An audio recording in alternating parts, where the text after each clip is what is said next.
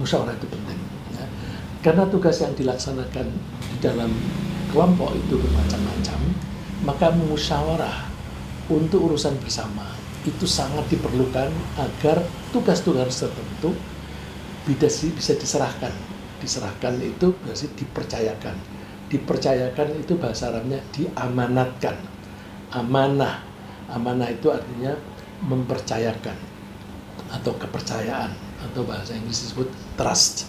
Nah, jadi tugas yang diserahkan kepada masing-masing anggota dalam kelompok itu harus dicari tugasnya apa yang cocok dengan orang yang bersangkutan. Ya, jadi musyawarah untuk urusan bersama itu sangat diperlukan agar tugas-tugas tertentu itu bisa diserahkan kepada anggota yang tepat sesuai dengan perannya dan kemampuannya.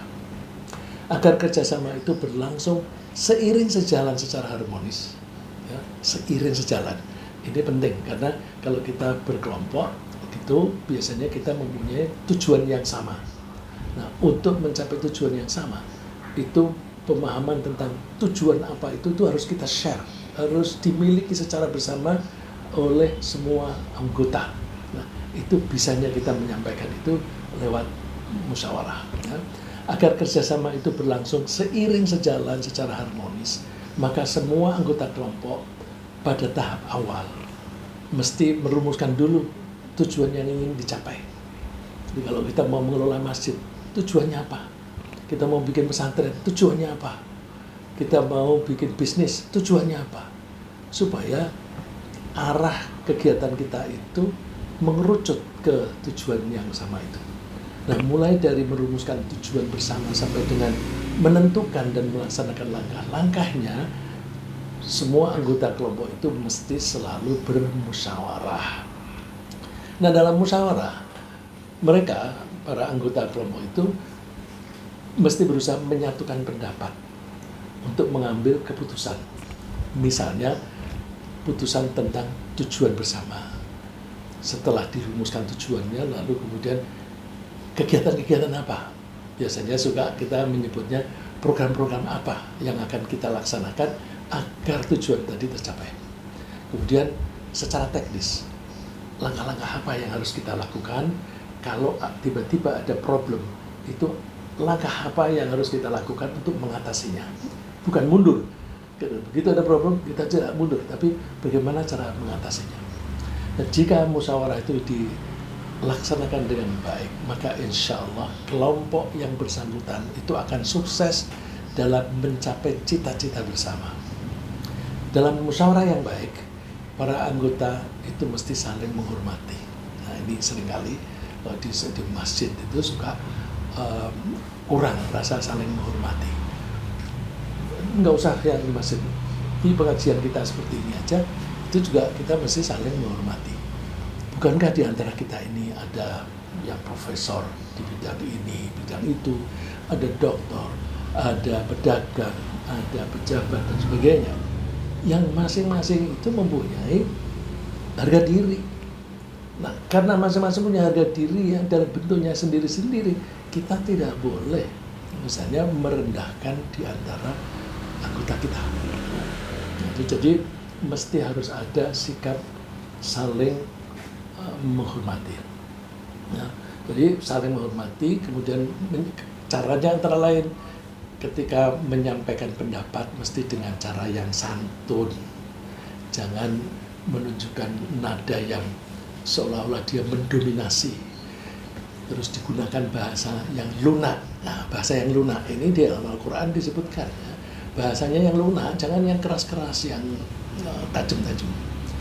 Terus masing-masing mesti menghormati yang lain antara dengan cara mau mendengarkan. Kalau mau mendengarkan sampai tuntas. Kalau ada orang baru ngomong 1-2 patah kata kemudian ditumpangi, itu berarti ada yang berusaha mendominasi. Yang kemudian menumpang itu artinya apa? Alah, yang kamu ngomongin itu gak penting. Lebih penting ini. Itu akan menjatuhkan martabat orang yang dipotong percakapannya. Jadi untuk menghormati masing-masing, dengarkan baik-baik. Orang Islam itu harus menjadi good listener, pendengar yang baik. Ya, salah satu ciri khas orang yang menjadi pendengar yang baik itu, biarkan orang bicara menghabiskan idenya itu diekspresikan secara utuh, baru kita tangkap, oh maksudnya begitu. Nah, kalau dipotong di tengah jalan, mungkin dia baru mengemukakan pendahuluannya, tapi kemudian dipotong, pesannya nggak nyampe. Ya. Jadi mau saling mendengarkan. Terus cara orang berbicara itu berbeda-beda, karena latar belakang orang itu berbeda-beda. Antara lain ya, misalnya orang yang biasa menjadi sailor, orang kapal, itu kan setiap hari itu telinganya itu keras mendengarkan ombak. Nah, orang yang semacam itu terbiasa berbicara dengan suara yang tinggi.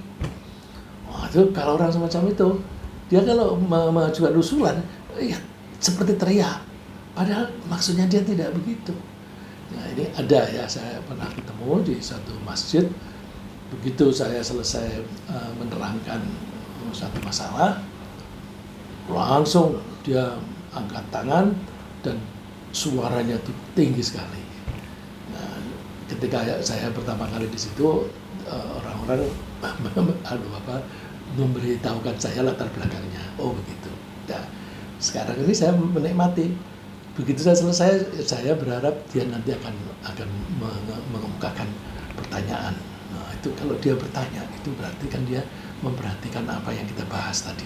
Ya. Jadi kalau ada cara-cara yang berbeda, kita itu mesti mudah memaafkan. Karena setiap orang itu mempunyai cara yang berbeda-beda. Ya. Tidak ada pihak yang berusaha untuk mendominasi. Jadi dia mendominasi itu artinya menganggap yang lain itu tidak penting, rendah. Yang lebih penting adalah apa yang saya punya ide dan sebagainya. Ya. Tidak boleh mendominasi lalu memaksakan pendapatnya sendiri. Dan semua mesti menghargai keputusan musyawarah.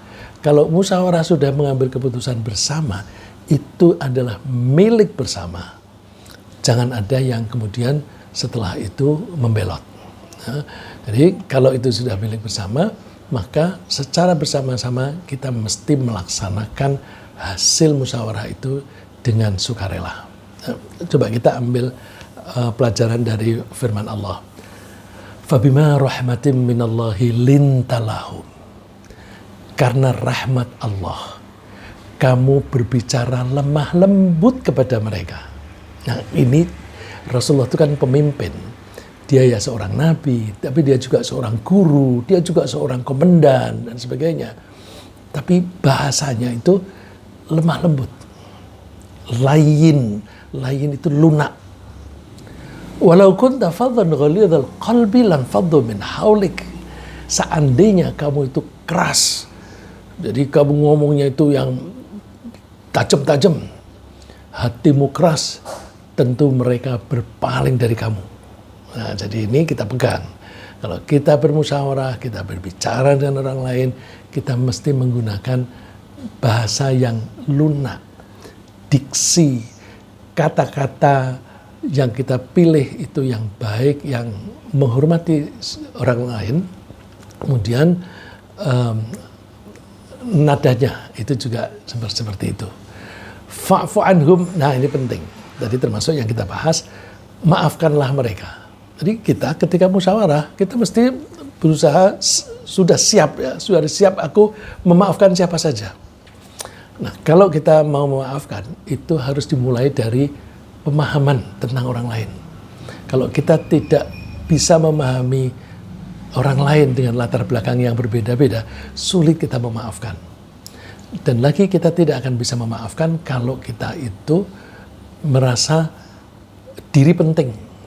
Kalau merasa diri penting, maka orang itu akan menganggap orang lain tidak penting. Kalau orang lain tidak penting, kalau dia mengusulkan sesuatu yang misalnya usulannya itu sederhana sekali, terus disepelekan, begitu kok dibicarakan, itu menghina. Ya. Wastaghfir lahum. Setelah kita mengampuni, memaafkan orang lain, kita mohonkan kepada Allah. Ya Allah, ampunilah saya dan ampunilah teman saya. Terus wasyawirhum fil amr, bermusyawarahlah atau ajaklah mereka bermusyawarah untuk suatu urusan. Nah, urusan di sini adalah urusan yang sifatnya kebersamaan. Nah, kalau kita sudah musyawarah, biasanya musyawarah itu mencari kesimpulan dan keputusan. Terus setelah kita ambil keputusan, kita ambil kebijakan. Oke, ini kita lakukan. Jadi biasanya juga dalam musyawarah itu ada beberapa alternatif.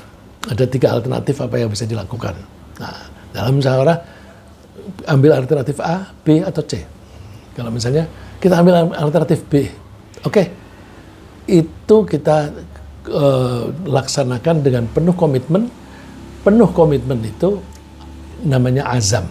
Kita sudah punya kemauan dengan komitmen yang kuat, kita azam, fatawakkal 'ala Allah, serahkan kepada Allah.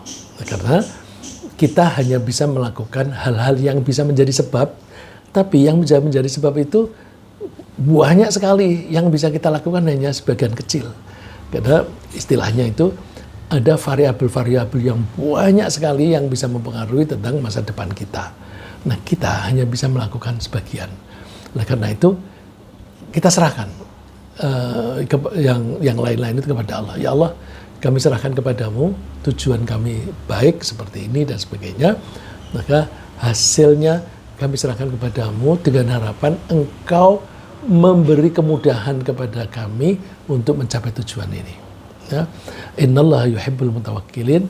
Allah menyukai orang-orang yang bertawakal. Nah, orang yang suka bertawakal itu antara lain kelebihannya apa? Dia tidak akan pernah kecewa. Dalam hidup tidak akan pernah kecewa kalau seseorang itu betul-betul bertawakal kepada Allah. Kalau masih ada rasa kecewa, berarti tawakalnya itu perlu dipertanyakan. Ya. Jadi tawakal itu penting. Kemudian musyawarah itu mesti kita jadikan tradisi. Nah, tradisi mulai dari rumah tangga. Di rumah tangga itu misalnya apa? Kita tuh kadang-kadang menyuruh sholat, anaknya bandel. Nah, terus kita coba mundur dari hadapan anak, di kamar misalnya, suami istri, berunding. Kenapa ya anak kita ini kalau disuruh sholat kok agak sulit? Nah, terus cari pendekatannya apa? Karena kadang-kadang orang tua itu pendekatannya itu dengan kekerasan. Sholat, kalau nggak sholat aku gebuk. Nah, anak itu kalau terlalu sering mendengar gebuk ketika orang tua menyuruh sholat, dia bisa mengasosiasikan sholat dengan gebuk. Nah, kalau dia mengasosiasikan sholat dengan gebuk, itu nanti dia menjadi sholatnya tidak suka. Karena dia sholatnya itu karena ketakutan. Nah, misalnya kalau kita rundingan, kenapa kok tidak efektif? Oh, coba deh sekarang kita jangan dengan pendekatan kekerasan. Jangan melakukan manajemen by anger. Ya. Mengelola kehidupan keluarga ini dengan marah-marah. Ya, seperti kalau contohnya itu Donald Trump itu ya, itu kan modelnya marah-marah itu. Nah, itu coba kita pakai pendekatan kasih sayang. Kasih sayang. Coba kita nyuruh anak kita sholat dengan mengajaknya bersyukur kepada Allah. Kamu hidup ini siapa yang memberi kehidupan? Kamu sehat ini siapa yang memberi kesehatan? Kamu makan minum, siapa yang menciptakan makanan dan minuman itu? Allah. Jadi kita itu setiap hari sangat bergantung pada pemberian Allah. Kita mesti berterima kasih. Ayo kita berterima kasih kepada Allah dengan cara sholat. Cara berterima kasih yang paling bagus adalah mendekatkan diri kepada Allah, yaitu dengan sholat. Nah, barangkali dengan pendekatan itu. Jadi kita musyawarah itu kita lakukan setiap hari, sehingga musyawarah itu menjadi tradisi. Kalau kita tidak mentradisikan, tidak pernah memulai, itu mau musyawarah itu bingung mulai dari mana. Tapi kalau sudah menjadi tradisi, kita enak saja. Ya. Jadi musyawarah mesti dijadikan tradisi bagi orang-orang yang beriman, yang mau melaksanakan perintah-perintah Allah dan bersedia menyisihkan sebagian hartanya untuk bersedekah. Sedekah itu harus musyawarah, ya, karena kalau misalnya seorang suami yang bekerja, istrinya di rumah saja ngurusi rumah tangga. Kemudian istrinya itu sering kali datang ke pengajian. Pengajian suka mendengar bahwa sedekah itu penting dan sebagainya. Terus dia bersedekah. Suaminya tanya, mana kemarin duitnya? Atau misalnya suami istri minta uang belanja lagi. Loh, kan kemarin aku kasih banyak. Oh ya, habis. Kok habis? Ya itu adikmu tuh kasihan tuh. Dia tuh mau berobat nggak punya uang untuk biaya. Aku kasihkan dia. Nah, ini kalau yang istri ini suka bersedekah, tapi suaminya tidak suka bersedekah, dia kikir misalnya, enak aja aku yang bekerja banting tulang, kamu bagi-bagi kepada orang lain. Nah, itu ada perbedaan persepsi dalam kehidupan. Nah, oleh karena itu, kalau kita biasakan bermusyawarah, maka insya Allah kita akan bisa menyatukan persepsi, menyatukan tujuan, menyatukan ide-ide dan sebagainya. Allah berfirman, walladzina stajabu lirabbihim aqamus salata wa amruhum syura bainahum wa mimma razaqnahum yunfiqun. Ini Allah memuji orang-orang mukmin. Orang-orang mukmin karakternya begini dan sebagainya. Ini kita ambil satu ayat. Satu dari beberapa ayat, satu rangkaian. Nah, salah satu dari ayat itu berbunyi, orang-orang yang mau memenuhi, mematuhi seruan Allah, dipanggil sholat, hayya 'alas sholat, langsung datang. Nah, itu berarti dia mau mengindahkan panggilan Tuhannya. Dan mereka menegakkan sholat dengan baik. Terus, itu kan urusan hubungan antara manusia dengan Tuhannya. Nah, bagaimana dengan masyarakat, dengan kelompok, dengan anggota keluarga? Wa amruhum syura bainahum.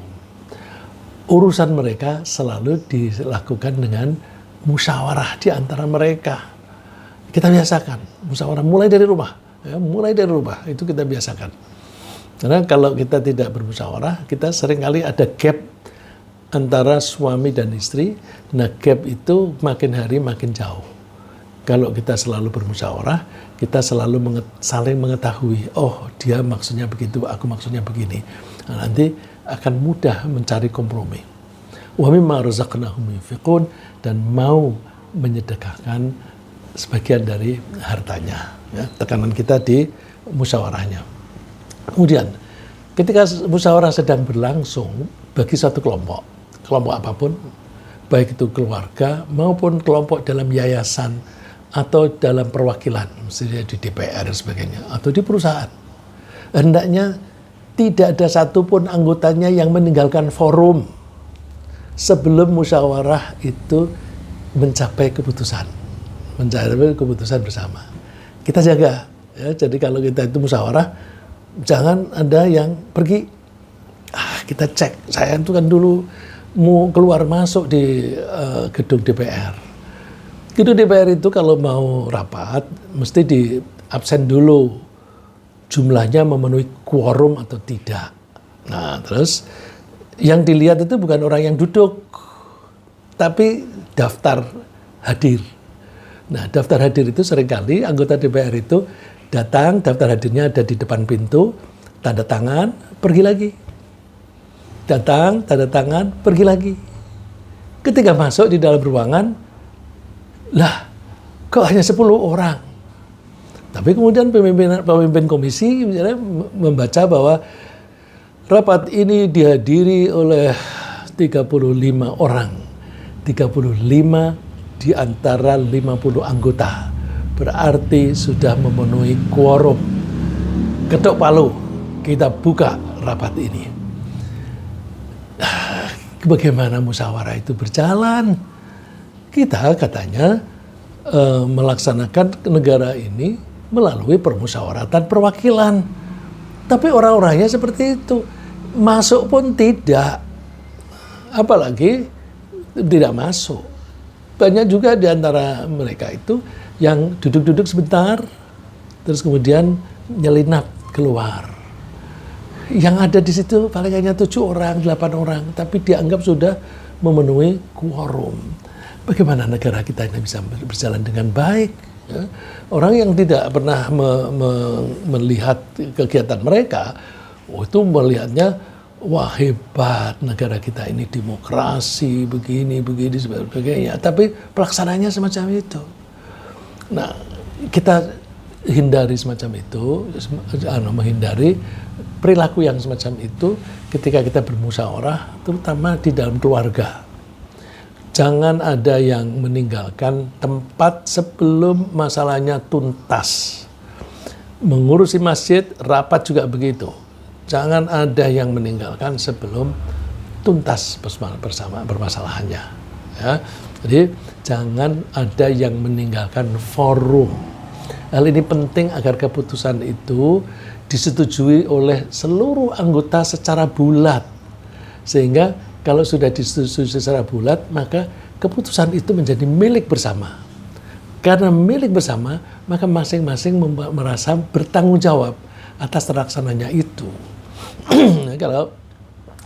Kalau kita tidak mau seperti itu, akan sulit. Nah, di masjid juga seringkali begitu. Di masjid itu kalau ada orang ceramah, terus kemudian didengarkan, ini alirannya beda nih, mazhabnya beda nih, terus pergi. Ya kapan kita orang Islam bisa menjadi bersatu? Kalau ada pengajian, si pembicaranya si A, nanti kelompok yang berbeda meninggalkan masjid. Nanti kalau si B, kelompok yang berbeda meninggalkan masjid. Kapan orang Islam ini bisa menjadi bersatu? Sulit. Ya. Jika kalau misalnya ada yang terpaksa harus meninggalkan sebelum selesai, harus minta izin kepada pimpinan dan menyatakan komitmen, saya akan tunduk kepada keputusan bersama. Coba perhatikan anjuran Allah. Yang namanya orang mukmin benar itu kayak apa? Innamal mu'minun, sesungguhnya orang yang betul-betul beriman. Ya, ini betul-betul beriman karena di situ ada kata innama. Innama itu untuk mengkhususkan dan untuk penekanan. Orang-orang yang betul-betul beriman itu orang kayak apa? Alladzina amanu billahi wa rasulih, yaitu mereka yang beriman kepada Allah dan Rasulnya. Wa idza kanu ma'ahu ala amrin jami'an lam yadhabu hatta sta'dinu. Kalau mereka itu sedang berkumpul, sedang membahas suatu masalah bersama, mereka tidak pergi meninggalkan forum. Kalau kita perhatikan, di depannya itu ada innamal mu'minun, orang mukmin yang sebenarnya. Berarti orang yang suka meninggalkan forum di tengah-tengah musyawarah, itu imannya perlu dipertanyakan. Harus sampai tuntas. Hatta yasta'dinu, kalau terpaksa, mesti minta izin. Nah, minta izin kepada siapa? Kepada pimpinan. Dalam ayat ini kepada Rasulullah SAW. Innal ladzina yasta'dzinunaka ulaika alladzina yu'minuna billahi wa rasulih. Orang-orang yang mau meninggalkan kemudian minta izin kepadamu, itulah yang orang betul-betul beriman kepada Allah dan Rasulnya. Jadi kalau pergi begitu saja, itu tidak termasuk orang mukmin yang sejati. Dulu ada orang yang menyatakan perbedaan pendapat dengan ustadznya, kemudian pergi begitu saja tanpa bilang. Ulama itu menyebut faqad tazala. Orang itu sudah melepaskan diri dari kelompok. I'tazala. Terus kelompok yang i'tazala tadi, kelompok i'tazala itu artinya melepaskan diri, itu disebut mu'tazilah. Jadi ceritanya kelompok mu'tazilah itu orang yang memisahkan diri dari kelompok tanpa pamit. Nah, kita bahasa kasarnya bilang sempalan. Nah, sempalan. Jadi kita jangan menjadi sempalan. Kita mesti orang Islam itu bersatu. Ya. Dalam keluarga kita mulai bina. Ya. Jangan sampai ada yang menyempal begitu. Nah, faidha sta'danu kali ba'dhi sya'nihim fa'dhan liman syi'ta minhum. Kalau ada orang yang minta izin, Allah memberi kebijaksanaan kepada Nabi. Pilih mana yang kamu izinkan dan mana yang tidak kamu izinkan.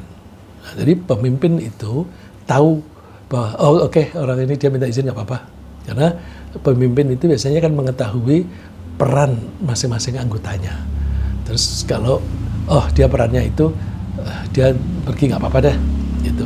Nanti di brief saja setelah selesai. Nah, kalau ada yang minta izin itu silahkan, fa'dhan liman syi'ta minhum, berilah izin kepada orang yang kamu kehendaki. Tidak cukup hanya situ. Wastaghfir lahumullah, mohonkan ampun kepada Allah. Jadi Rasulullah, saya mau minta izin. Untuk apa? Untuk ini. Oke, silahkan. Ya Allah, ampunilah aku dan ampunilah dia. Karena dia memang terpaksa meninggalkan majelis ini. Innallaha ghafurur rahim, sesungguhnya Allah itu maha pengampun dan maha penyayang. Nah, kemudian, jika musyawarah itu membahas mengenai penugasan suatu pekerjaan, penugasan, assignment, ya. Ada si A, kamu ditugasi apa, kan juga di organisasi itu ada yang ditugasi untuk mempublikasi, ada yang ditugasi untuk mengatur anggarannya dan sebagainya. Nah itu, maka kita ketika membahas satu penugasan pekerjaan, para peserta itu perlu mempertimbangkan bobot dan tingkat kesulitan pekerjaan. Seberapa sulit sih pekerjaan ini, kemudian baru dicari orang yang kira-kira cocok. Ini kalau tugasnya seperti ini, itu membutuhkan orang yang karakternya begini-begini dan sebagainya, terus ditugasi. Nah, coba bandingkan dengan sekarang. Orang yang tidak punya kompetensi sama sekali dijadikan komisaris. Komisaris BUMN misalnya. BUMN yang mengurusi mengenai perminyakan di hulu. Perminyakan di hulu itu kan melakukan survei, terus kemudian mengeksplorasi, kemudian membuat studi apakah di daerah itu ada potensi sumber daya minyak atau gas dan sebagainya. Nah, orang yang tidak tahu apa-apa tiba-tiba dijadikan komisaris di situ, ngerti apaan dia? Nah, jadi kita ini kan udah salah kaprah. Seharusnya penugasan itu mesti didasarkan musyawarah. Tapi yang terjadi kan bukan musyawarah. Dianggap apa? Oh, itu kan prerogatif pejabatnya, hak prerogatifnya. Hak prerogatif itu seringkali memang penting, tetapi kalau itu dilakukan dengan semena-mena akan hancur negara ini. Ya. Jadi kita itu mesti pelajari dulu karakter tugasnya kayak apa. Nah, terus kalau karakter seperti itu, orangnya seperti apa yang cocok, yang karakternya orang itu seperti apa, kompetensinya kayak apa. Misalnya kalau itu dibutuhkan orang yang pandai berkomunikasi. Nah, kalau orang yang biasanya pendiam, sulit. Mesti dicari orang yang mudah sekali berkomunikasi dengan orang. Ya. Dalam hal ini diperbolehkan seseorang itu menyatakan kompetensinya. Jadi boleh nggak menyatakan kompetensinya? Boleh, boleh. Jadi ini melamar, tetapi beda ya. Kasus yang kita ambil contohnya ayat di sini itu Raja Mesir yang setelah mempelajari bahwa Nabi Yusuf muda waktu itu tidak melakukan kesalahan dan ternyata dia mempunyai kecerdasan yang tinggi, mempunyai kemampuan yang tinggi, lalu terus raja itu menawari jabatan kepada Nabi Yusuf. Jadi ditawari dulu. Setelah ditawari terus Nabi Yusuf menyatakan aku punya kompetensi mengatur pertanian dan penyimpanan bahan makanan, karena waktu itu diperkirakan akan terjadi subur selama 7 tahun, habis itu akan ada masa paceklik 7 tahun berikutnya. Nah itu harus dikelola dengan baik supaya pada waktu 7 tahun yang berikutnya itu masih ada bahan makanan untuk konsumsi selama 7 tahun. Nah Nabi Yusuf itu mengatakan kesanggupannya, dimulai dari tawaran raja. Wa qala al-maliku utuni bi astakhlishu li nafsi. Panggil itu Yusuf. Aku akan membersihkan nama baik dia. Membersihkan karena dia tidak bersalah. Ya, terus kemudian dibersihkan nama baik. Ya, kalau di Indonesia kan seringkali dimasukkannya penjara karena perbedaan politik, terus tidak ada rehabilitasi. Nah ini raja ini akan memberi rehabilitasi. Falamma kallamahu qala innakal yauma ladaina makinun amin. Setelah raja itu berbincang-bincang dengan Yusuf muda, lalu wah, ini anak ini cerdas ini, dia punya potensi besar. Oke, mulai hari ini aku angkat kamu menjadi orang dekatku. Artinya orang yang membantu aku di dalam mengelola Mesir.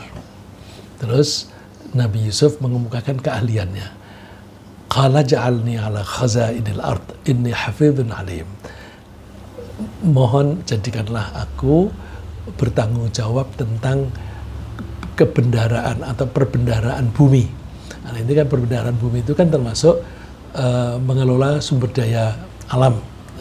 Bagaimana cara bertani, kemudian setelah sudah mendapatkan hasil panen, terus bagaimana cara menyimpannya supaya makanan itu tidak rusak dalam 7 tahun atau bahkan lebih. Inni hafidhun alim. Saya bisa menjaga kepercayaan dan saya mempunyai ilmunya. Jadi boleh. Ini sekarang ini di negara kita ini jabatan itu diminta, tapi seringkali yang minta tidak punya kompetensi karena permintaan itu yaitu dengan cara kampanye, kemudian bisa dapat atau tidak, banyak sekali orang memberi sokongan kepada rakyat calon pemilih, kasih duit, kasih sembako dan sebagainya. Jadi bukan tekanannya pada keterampilan dan kompetensi orangnya, tetapi disukai atau dikenal oleh orang-orang calon pemilih. Nah, itu akhirnya menyimpang. Ya. Nah, pemimpin yang baik mesti melibatkan anak buahnya dalam mengambil keputusan melalui permusyawaratan. Jadi jangan mentang-mentang kita ini orang pinter, lalu terus kita, nggak usah musyawarah, aku ambil saja keputusan sendiri. Jangan, biasakan kita tradisikan untuk bermusyawarah. Sehingga semua keputusannya itu menjadi milik bersama. Dan semua anggota kelompok merasa ikut bertanggung jawab dalam pelaksanaannya. Ya.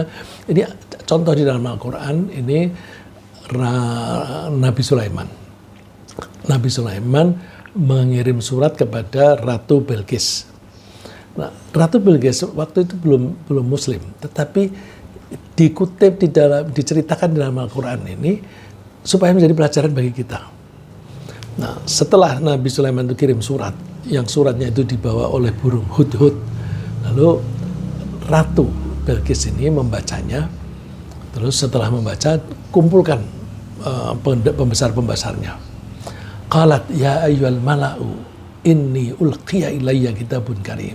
Hai para pembesar, aku menerima surat yang mulia. Menerima surat yang mulia. Innahu min Sulaiman wa innahu bismillahirrahmanirrahim.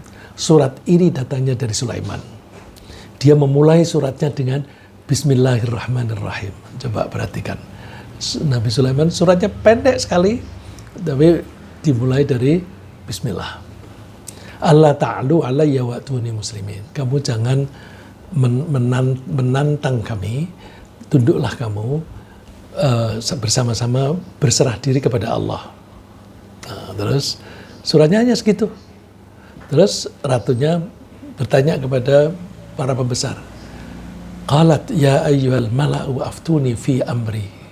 Hai para pembesar, berilah aku nasihat apa yang bisa aku lakukan menghadapi raja yang mengirim surat dalam bentuk seperti ini.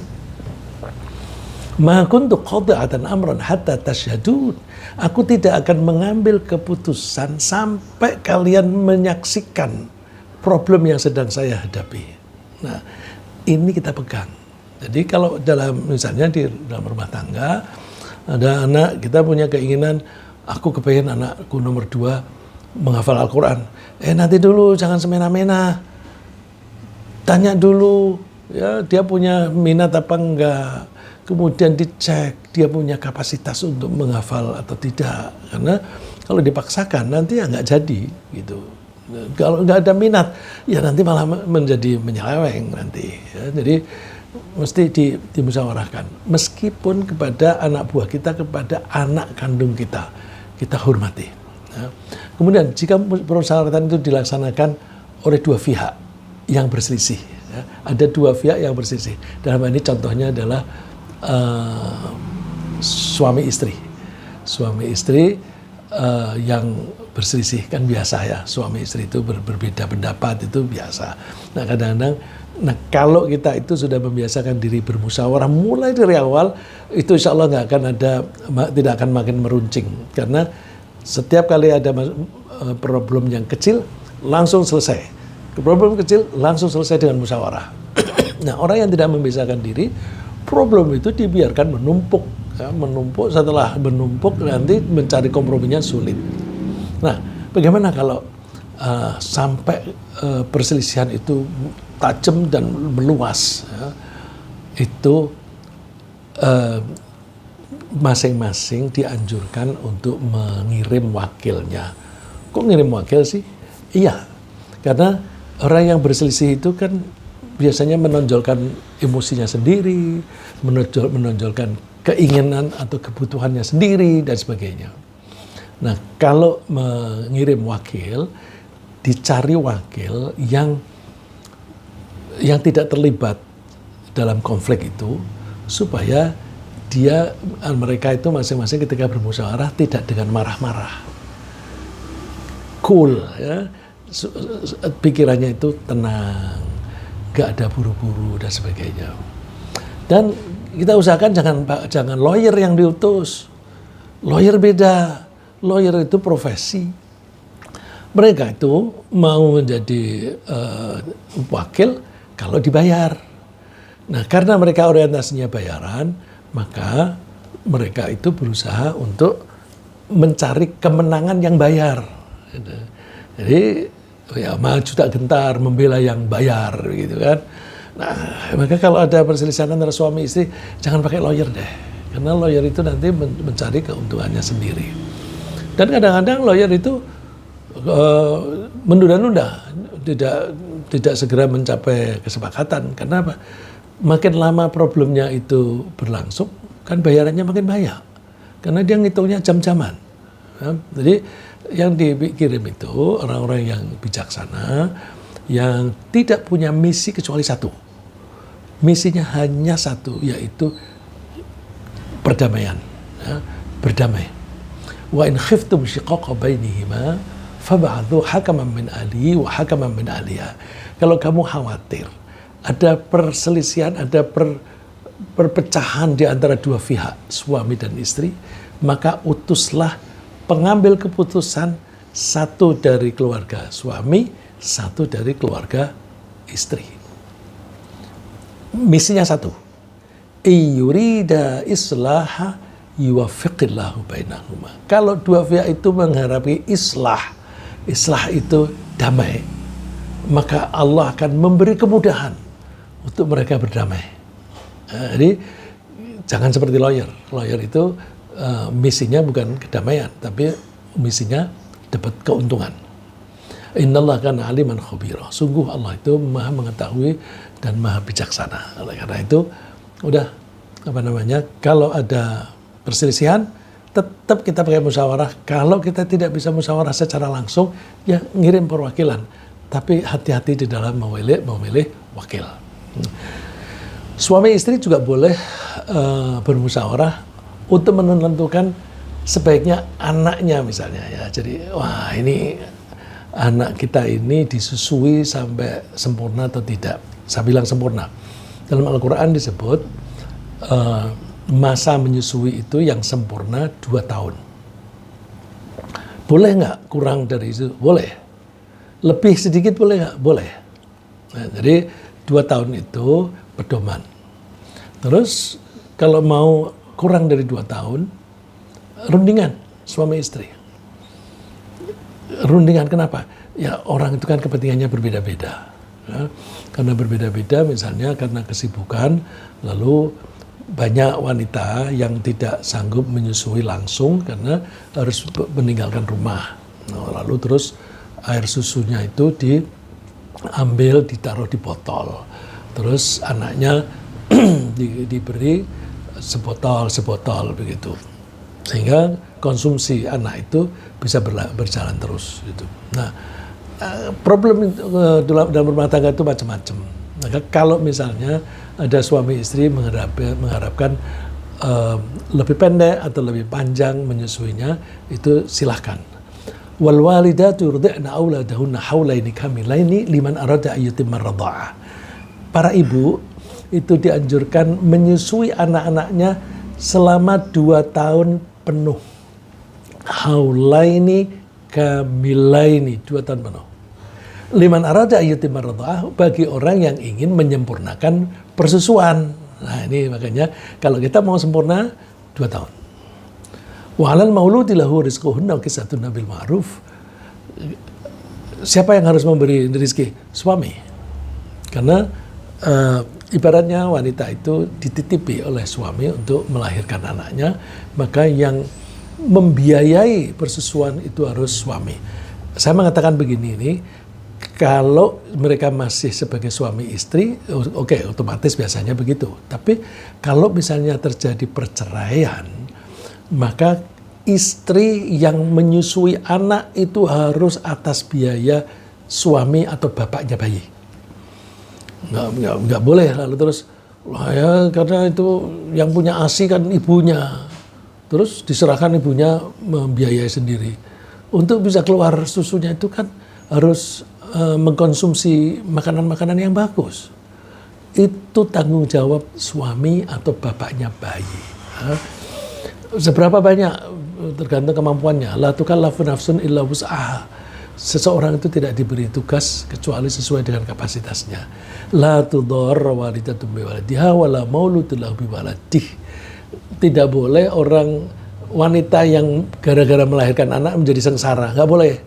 Atau laki-laki yang kemudian mempunyai anak melalui istrinya, lalu terus dia menjadi sengsara, nggak boleh. Walal warithu mithlu dzalik. Ahli waris juga begitu. Jadi dicari kompromi, cara-cara yang win-win. Ya. Jangan ada yang memaksa, kamu harus memberi gini-gini dan sebagainya. Padahal itu di luar kemampuannya, nggak boleh. Fa'in arada, nah ini masa penyusuannya. Fa'in arada fisalan antara minhuma wa tasyawurin fala junaha alaihima. Kalau suami istri itu musyawarah atas keridhaan, atas kerelaan masing-masing, maka boleh disapih, ya, dihentikan penyusuannya itu sebelum 2 tahun boleh. Wa in aradtum an tastardi'u auladakum fala junaha alaikum. Tapi kalau misalnya gimana kalau istri karena suatu hal tidak sanggup menyusui langsung, boleh nggak disusui oleh wanita lain? Boleh. Ya, zaman Rasulullah dulu itu ada tradisi bayi disusui oleh wanita lain. Nah ini boleh atas upah dari bapaknya. Fala junaha alaikum idza sallamtum ma ataitum bil ma'ruf. Tidak apa-apa kalau kalian itu menyerahkan itu dengan baik-baik. Kemudian bagaimana kebiasaan Rasulullah? Rasulullah itu sangat membiasakan diri dengan musyawarah. Menurut Abu Hurairah, Rasulullah SAW itu seringkali mengajak sahabatnya bermusyawarah mengenai berbagai masalah yang untuk kepentingan bersama, terutama kalau masalah peperangan. Abu Hurairah sampai komentar begini, ma ra'aitu ahadan aktsara musyawaratan li ashabihi min Rasulillah. Aku tidak melihat seorang pun yang sering bermusyawarah dengan teman-temannya kecuali Rasulullah. Yang lebih banyak daripada Rasulullah nggak ada. Jadi Rasulullah itu membiasakan diri untuk musyawarah. Nah, karena itu Rasulullah kan contoh bagi kita ikuti. Nah, kemudian ketika bermusyawarah dengan para sahabat, ini sebagai contoh ya keteladanan Nabi untuk kita. Nah, ketika musyawarah dengan para sahabat, Rasulullah SAW itu sangat menghargai pendapat orang yang menganjurkan atau mengajukan usulan yang bagus dan menganjurkan para sahabat untuk melaksanakan usulan tersebut. Rasulullah itu kalau musyawarah itu yang dicari kesepakatan. Nah, jadi kalau sebenarnya Pancasila kita itu bagus ya, berdasarkan kesepakatan. Tapi belakangan pada akhir Orde Baru itu digerogoti dengan cara voting. Dan sekarang ini yang penting voting. Bahkan seseorang itu salah atau tidak itu ditentukan pakai voting. Ya, kita ingat Gus Dur dikatakan dia bersalah atau tidak, keputusannya dari voting. Benar salah kok pakai voting. Nah, kalau zaman Rasulullah yang diambil adalah pendapat yang paling sejalan dengan ketentuan Allah. Jadi meskipun yang berdebat hanya satu orang, tapi kalau itu lebih masuk akal dan lebih cocok dengan kehendak Allah, maka Rasulullah ngambil. Ini salah satu contoh. Pada waktu tahun ke-8 itu tahun ke-5 itu orang-orang Yahudi membujuk orang-orang Mekah supaya menyerbu Nabi Muhammad SAW dengan jumlah pasukan yang sebesar-besarnya. Lalu dikerahkanlah kira-kira 10.000 pasukan. Kemudian orang-orang Madinah, teman-teman sahabatnya Rasulullah itu nggak sampai segitu, paling banyak 3.000-an. Itu pun tidak semuanya siap untuk berangkat perang. Lalu Rasulullah mengajak musyawarah, bagaimana kita menghadapi mereka. Ada yang mengusulkan kita sambut di luar kota. Jangan, kalau di luar kota nanti sebagian mereka itu menghadapi kita pada peperangan langsung, kontak langsung, sebagian mutar haluan masuk ke Madinah hancur. Kalau begitu kita jaga di dalam kota, nggak bisa. Kalau pertempuran terjadi di dalam kota, kita menang atau kalah, kota kita hancur. Terus bagaimana dong? Nah, muncul salah satu orang yang datangnya dari negara asing, ya, Salman Al-Farisi. Salman Al-Farisi ini, nama Salman itu yang memberi Rasulullah. Dia dulunya orang Majusi, orang Zoroaster. Kemudian dia mencari Tuhan sampai akhirnya ketemu kota Madinah dan ketemu Rasulullah dan dia masuk Islam. Salman mengatakan begini, ya Rasulullah, kunna bi Faris, idza husirna khandaqna alaina. Rasulullah, tradisi kami di Persia, kalau kami dikepung dan kami tidak sanggup menghadapi langsung, kami bikin parit. Begitu dia mengatakan itu, orang-orang terkagum-kagum karena di Arab belum pernah ada pertempuran dengan parit. Lalu orang muhajirin itu para sahabat yang hijrah dari Makkah ke Madinah. Mereka kemudian, Salman minna, Salman dari kita, Salman golongan kita. Terus orang Ansor juga begitu, Salman minna, Salman orang kita, Salman orang kita. Rasulullah ikut-ikutan, Salman minna ahlil bait, Salman dari keluarga Rasulullah SAW. Itu luar biasa sambutan orang-orang terhadap usulan Salman. Meskipun usulan satu orang, tapi kalau itu memang bagus sekali, ambil. Jadi kalau kita bermusyawarah, jangan mentang-mentang itu yang usul anak kecil atau anak yang yang belum pengalaman, tapi kadang-kadang usulannya itu bagus, ambil. Ya. Setelah memperhatikan bahwa Allah sangat menganjurkan kita bermusyawarah, dan Rasulullah SAW juga banyak memberi contoh bagaimana cara melaksanakan musyawarah, kita bisa mengambil pelajaran bahwa dari musyawarah kita akan memperoleh banyak kebaikan dan sekaligus menghindari banyak keburukan. Misalnya, dengan sering bermusyawarah dengan para anggota kelompok kita, seperti kelompok rumah tangga, masyarakat, atau perusahaan, atau negara, kita bisa mengumpulkan pendapat-pendapat dan pengalaman-pengalaman mereka yang menyatukan, yang kemudian kita satukan dalam satu rumusan bagaimana cara bekerja sama untuk mengatasi masalah bersama. Ya. Kalau misalnya saya ini merasa hebat, pinter, cerdas dan sebagainya, pendapat saya itu kan masih terbatas. Mungkin ada orang lain yang mempunyai pendapat yang berbeda, dilihat dari angle yang berbeda. Jadi sepandai-pandainya kita tidak akan bisa mencakup semua masalah. Kita mesti rendah hati. Nah, kita harus mencari pendapat orang lain. Meskipun itu pendapat dari anak kita yang masih kecil. Ya, kadang-kadang anak kita masih kecil, nyeletuknya itu bagus. Ya. Contohnya itu Nabi Sulaiman itu. Nabi Sulaiman umurnya baru 12-13 tahun. si bapaknya Nabi Daud itu kedatangan tamu yang minta diselesaikan masalahnya. Karena ada dua orang berselisih, yang satu punya ladang, yang satu punya kambing. Nah, kambingnya orang-orang yang satu ini masuk ke kebunnya temennya ini sampai rusak. Terus mereka mengadukan kepada Nabi Daud. Nabi Sulaiman yang anak kecil 12-13 tahun itu main-main di ruangan itu, nyeletuk dia. Gampang. Gini aja, kambingnya dipinjamkan kepada orang yang punya ladang.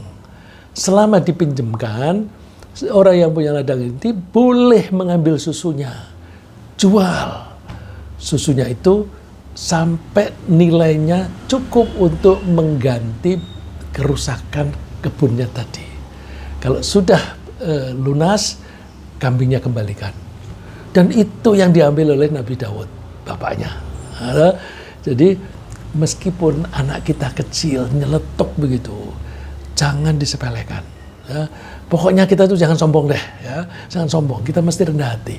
Meskipun mendapat itu dari anak kecil, terus kita jangan bilang, alah kamu anak kemarin sore tahu apa. Omongan begitu itu omongan sombong. Ya. Melalui musyawarah kita juga bisa mengenali kelebihan dan kekurangan para anggota kita. Sehingga kita bisa membangun tenggang rasa yang bisa memperkecil kemungkinan konflik. Nah, melalui permusyawaratan, para anggota kelompok bisa menyalurkan saran dan nasihatnya untuk mengurangi kesalahan dan perbuatan dosa. Dengan demikian, musyawarah itu banyak menawarkan keuntungan dan sekaligus memperkecil kesalahan dan kerugian. Nah, kalau kita ambil satu surat yang kita biasa membaca, wal asri innal insana lafi khusrin illa alladzina amanu wa amilus solihati wa tawassaw bil haqqi wa tawassaw bis sabr. Demi masa semua manusia rugi. Nah, jadi dibilangnya semua rugi kecuali, nah, berarti yang tidak rugi hanya sedikit. Orang yang beriman dan beramal soleh sambil mereka mau saling menasehati dalam kebenaran dan saling menasehati dalam kesabaran. Saling menasehati itu kan musyawarah. Ya, jadi kita biasakan musyawarah. Ringkasnya apa yang kita bahas pagi ini adalah bahwa Allah menganjurkan kita membahas urusan bersama dengan musyawarah. Ketika bermusyawarah, tidak ada anggota yang meninggalkan forum sebelum selesai.